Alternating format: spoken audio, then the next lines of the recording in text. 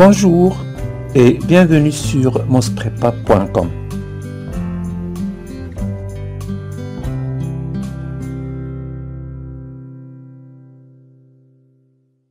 Pour la compétence 4, elle concerne la personnalisation des options et des vues des feuilles de calcul et des classeurs.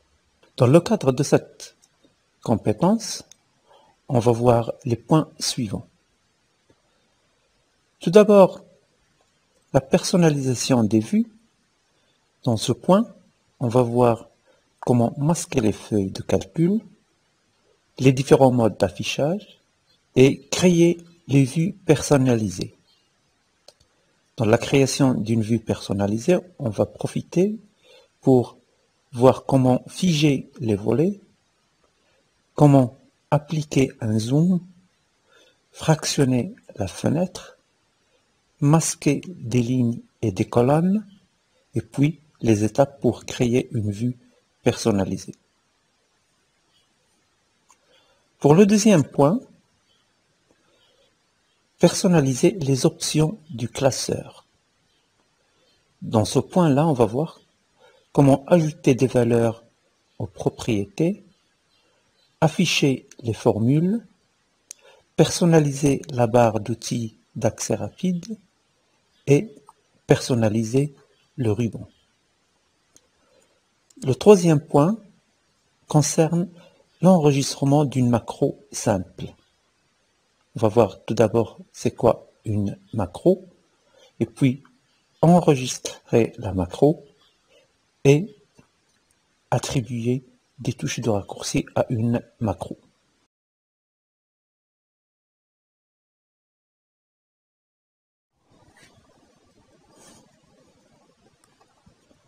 Mon classeur est formé de 3 feuilles. La feuille facture, dans laquelle je saisis la facture, la feuille état de stock, qui contient tous les articles en stock, ainsi que leur prix unitaire et leur quantité de stock. La troisième feuille, c'est vente 2019. C'est l'ensemble des ventes qui ont été réalisées pendant l'année 2019. L'ordre, la date de la vente, le code de l'article, le nom de l'article, le prix de l'article, la quantité vendue et le prix total. La feuille état de stock, c'est une feuille un peu sensible, du coup, je ne vais pas la laisser visible comme ça. Je vais donc la masquer. C'est pas la supprimer, mais plutôt seulement la masquer. Pour masquer la feuille, je clique sur son onglet état de stock avec le bouton droit et puis masquer. Dans la liste qui apparaît, je clique sur masquer. Pour la faire réapparaître, je peux encore cliquer sur l'onglet d'une feuille avec toujours le bouton droit et puis afficher. La petite boîte de dialogue me donne toutes les feuilles qui ont été masquées. Je sélectionne alors ma feuille et je clique sur OK pour voir réapparaître ma feuille. Une deuxième méthode, c'est d'aller dans le groupe cellules de l'onglet accueil, puis format. En ouvrant la liste format, j'ai visibilité et puis masquer feuille, masquer la feuille. Bien sûr, ici on va masquer la feuille active, c'est état de stock. Je clique, elle est masquée. De la même manière, je veux encore la faire réapparaître, l'afficher toujours, visibilité, masquer et afficher, et puis afficher la feuille. Je clique, j'ai toujours encore la boîte de dialogue qui m'indique les feuilles qui sont masquées, et puis je sélectionne la feuille et je fais OK.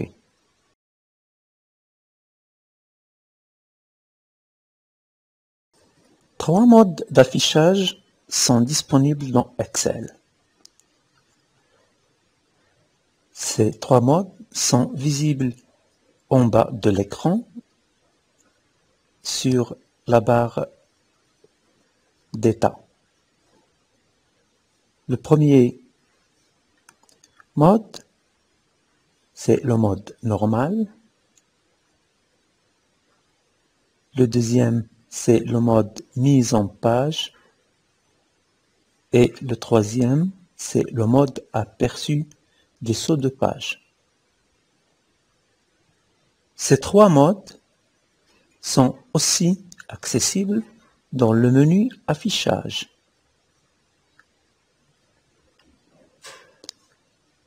Le mode normal, dans lequel nous sommes maintenant. Le mode mise en page. Dans ce mode, on voit la position du document dans une feuille, comment elle sera imprimée. Et le mode avec saut de page. Dans ce mode-là, on voit des traits bleus qui signifient la limite de la zone qui sera imprimée. Ce trait bleu continu. Et un trait bleu discontinu, c'est la limite du saut de page. Ici, nous avons le saut de page, c'est-à-dire tout ce qui est ici, page 29, vous voyez ici, page 29, et puis ici, c'est la page suivante.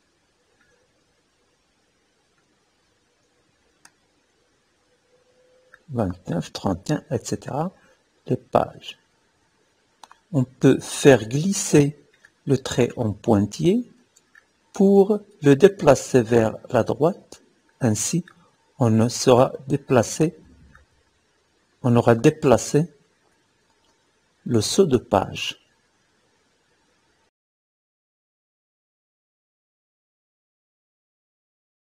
Bon, un quatrième mode d'affichage, c'est un affichage personnalisé. Il va nous permettre de créer des vues personnalisées. Si vous avez ce bouton en grisé, ça veut dire que vous avez quelque part dans votre classeur un tableau, une zone déclarée comme tableau. Alors, vous la cherchez, pour moi par exemple, je suis allé dans la feuille facture, je vais dans les outils tableau, et puis convertir en plage. Je la convertis en plage. Voulez-vous convertir ce tableau en plage normale? Je clique sur oui. Alors, maintenant, si je vais dans affichage, j'ai bien mon bouton personnalisé qui est activé. Elle va me permettre de créer une vue personnalisée. Cette vue personnalisée, je vais d'abord la préparer. Je vais dans la feuille Vente 2019. Si vous remarquez, j'ai les titres, ordre, date, code, désignation, le prix, la quantité, prix total. Si je fais défiler ma feuille, les en-têtes des colonnes disparaissent. Du coup, je ne sais plus de quoi il s'agit ici. C'est pour ça on va figer la première colonne. On va la geler.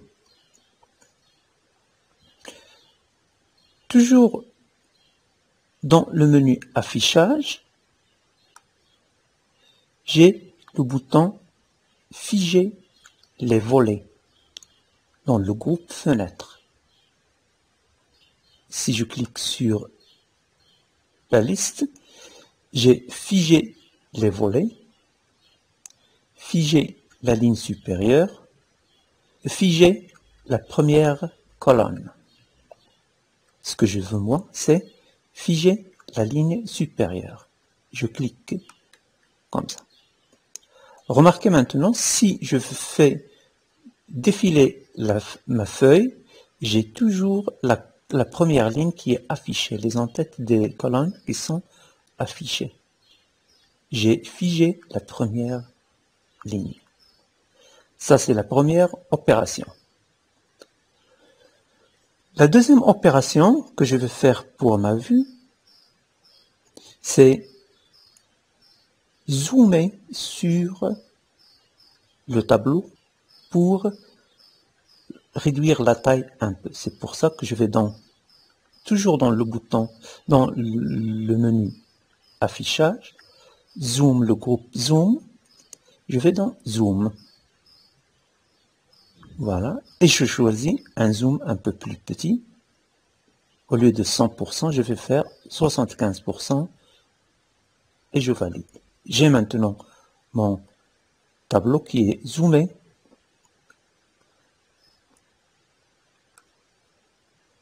Voilà. Ma vue maintenant est prête. Je vais l'enregistrer. Alors, je vais dans personnaliser. Et puis, affichage personnalisé. Je clique sur ajouter. Le nom que je vais donner, c'est vente.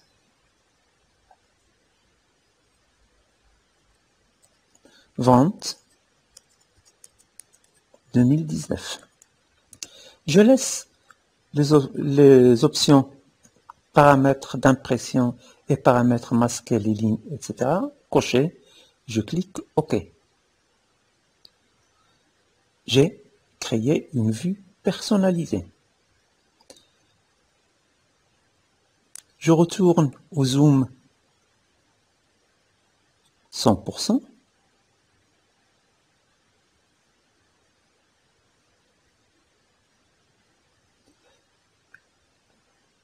Et puis, je vais créer une deuxième vue. La deuxième vue, je vais la nommer vue vente janvier 2019. Pour cela, j'ai pas besoin de toutes ces colonnes. Du coup, je vais masquer la colonne ordre, j'en ai pas besoin. Je clique sur la colonne et puis je fais masquer. De même, la colonne code, j'en ai pas besoin. Je la sélectionne et puis je vais la masquer de la manière en utilisant une deuxième méthode, c'est que dans le bouton accueil, cellule, format et puis affichage, visibilité, masquer colonne, masquer les colonnes. Voilà, j'ai masqué mes colonnes, les colonnes dont j'ai pas besoin. En plus de ça, je vais dans mon tableau, je veux afficher seulement les ventes du mois janvier. Je vais alors masquer des lignes, mais cette fois-ci, c'est pas masquer, mais plutôt je vais filtrer le tableau. Je vais dans Données et puis filtrer pour faire apparaître les petits boutons qu'on a ici. Et je fais dans la date. Je ne vais pas afficher tout, alors je vais sélectionner seulement janvier. Et puis, je clique. J'ai maintenant seulement les ventes de janvier 2019. Voilà, les ventes de janvier 2019. Je vais créer une deuxième vue. Alors, on va donc toujours dans Affichage, Personnaliser. J'ai la vue que j'ai déjà faite, Vente 2019. Je vais en ajouter une deuxième. Ajouter. Alors, Vente. Celle-là, je vais la nommer Vente janvier 2019. Et puis je fais OK. Très bien. Alors maintenant, j'ai deux vues qui sont faites. Voilà, nous avons Vente 2019 affiché. J'ai tout mon tableau qui est affiché. Avec ordre, les dates, les codes, etc. Vente janvier 2019 seulement, j'ai mon tableau qui est affiché.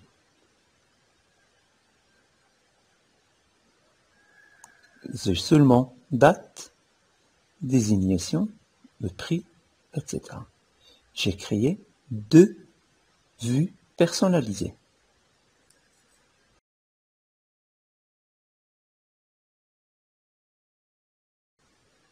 Dans la section personnaliser les options du classeur, on va voir les 4 points suivants. Tout d'abord, ajouter des valeurs à des propriétés du classeur. Deuxièmement, on va voir afficher les formules. On va voir comment personnaliser la zone, la barre d'outils accès rapide. Et le quatrième point, on va voir comment personnaliser le ruban. Tout d'abord, pour ajouter une valeur à une propriété du classeur, on va dans le menu Fichier, et puis dans la section Information, nous avons Propriétés. Nous avons la liste de certaines propriétés, la taille, le titre, les mots-clés, etc. Si la propriété que nous cherchons n'existe pas ici, je fais afficher toutes les propriétés. Nous avons des propriétés de plus qui sont affichées. Alors ce que je veux faire moi, c'est ajouter la propriété titre, ajouter sa valeur. Alors le titre, c'est, je vais mettre Vente 2019. J'ai ajouté une valeur à la propriété titre. Bien sûr, les propriétés que nous avons ici sont les propriétés proposées par Excel, mais on peut en ajouter d'autres. C'est pour cela, pour ajouter une nouvelle propriété, nous avons propriété, puis je clique, puis propriété avancée. Dans la fenêtre qui apparaît, nous avons personnaliser, personnalisation. Je n'ai qu'à choisir le nom. S'il n'existe pas ici, je peux le saisir. Par exemple, bureau. Le type de la valeur, c'est-à-dire est-ce que c'est un texte, ou bien une date, ou bien un nombre, ou bien seulement un oui ou non. Et puis la valeur, c'est-à-dire du texte. Je n'ai qu'à cliquer sur OK pour ajouter cette valeur.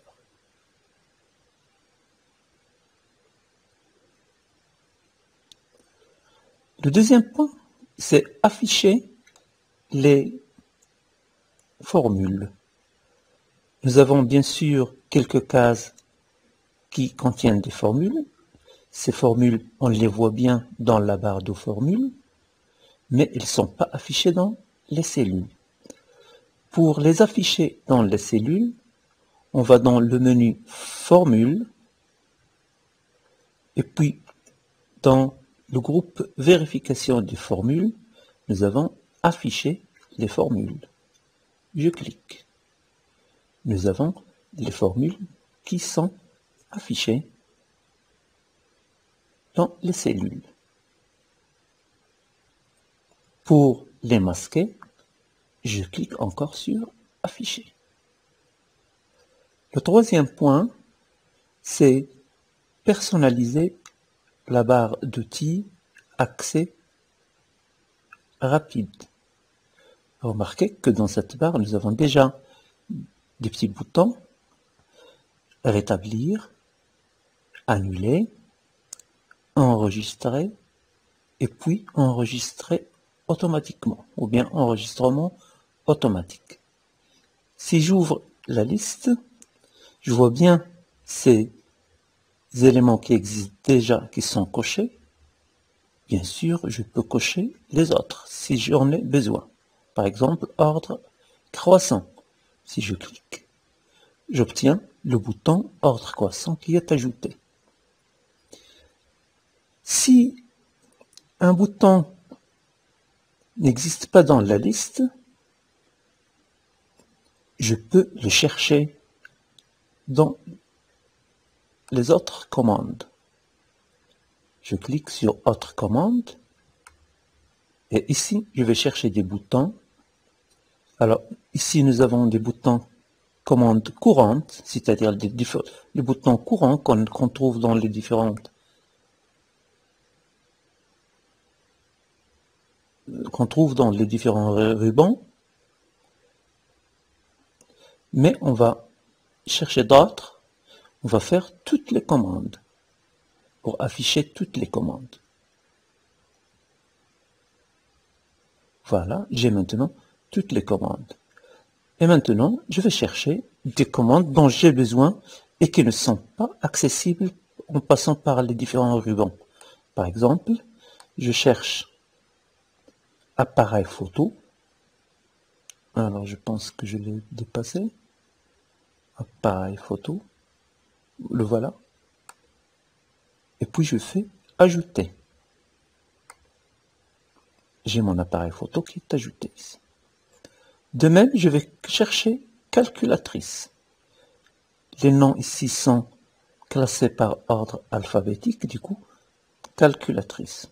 Je fais ajouter. Et puis, je valide. OK. Dans ma barre d'accès rapide, je vois bien mon appareil photo qui est ajouté et ma calculatrice. L'appareil photo sert à prendre des petits clichés à des zones sélectionnées. Par exemple, ici, je veux faire appareil photo, et puis je le clique. J'ai mon tableau qui est copié, mais collé sous forme d'une image. C'est plus un tableau, mais plutôt c'est une image. Je le supprime. La calculatrice, bien sûr, c'est la calculatrice système.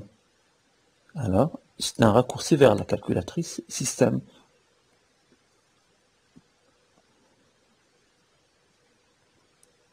Voilà.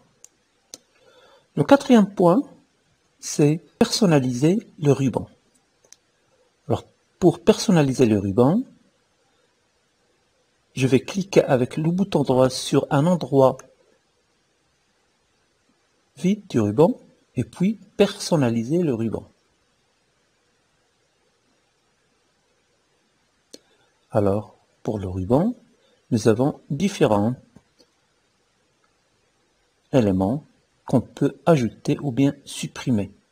Par exemple, chez moi ici, j'ai pas besoin de port pivot, je le supprime. Je le supprime, je le décoche, et puis je valide. Mon port pivot a disparu.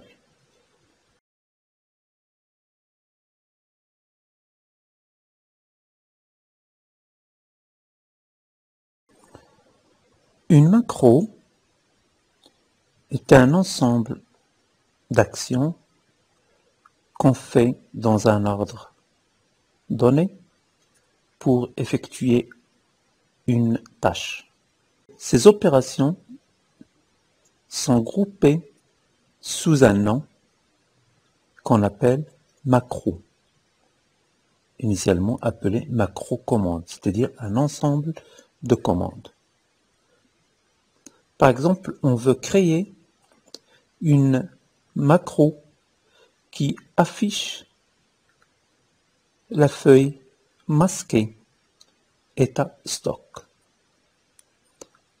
Pour créer cette macro, on va passer par un certain nombre d'étapes.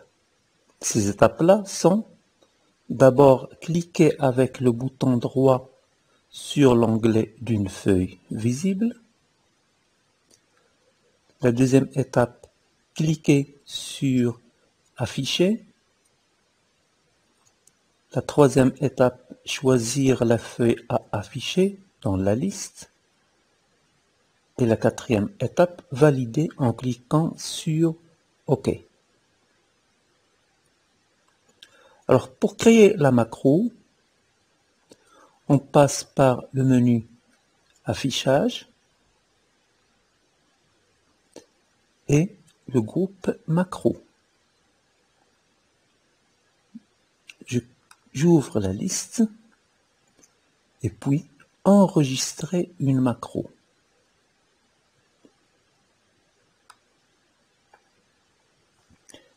La première des choses à faire, c'est tout d'abord donner un nom à cette macro. Par exemple, je vais lui donner le nom affiché stock.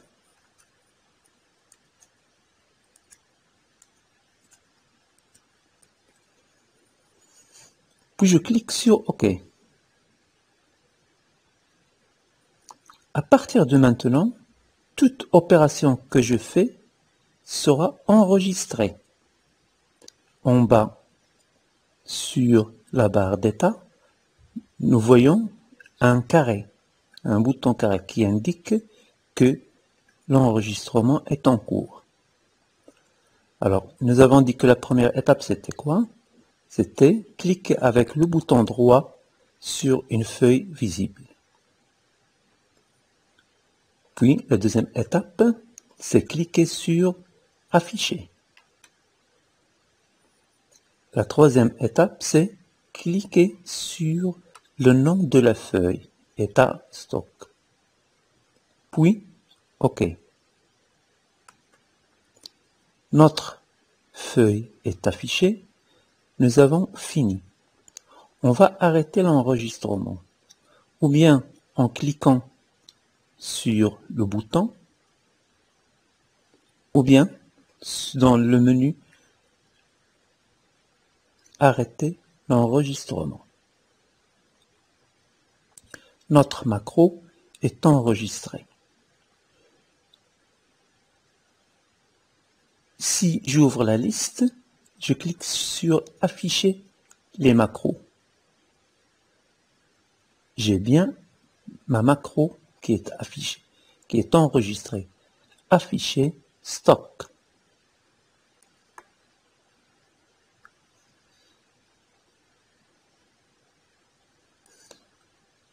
Je ferme.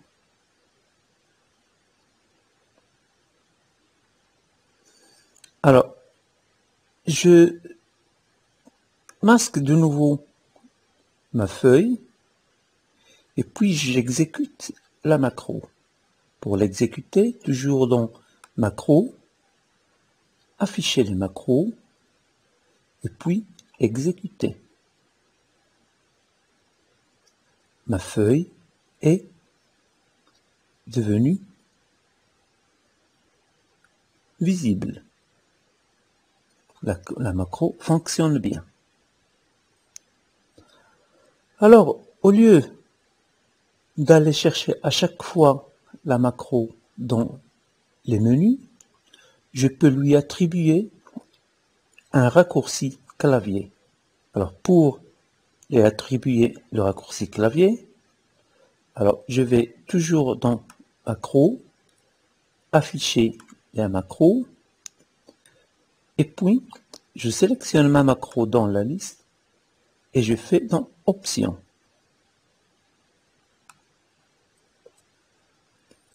Le nom de la macro, c'est afficher stock. Remarque que j'ai fait une petite erreur ici, c'est afficher, c'est un A au lieu d'un Q. Alors afficher stock, c'est pas grave. Et puis, je dois lui faire un raccourci clavier. Par exemple, CTRL plus une lettre. Je vais utiliser la lettre K, par exemple. OK. Et puis, fermer.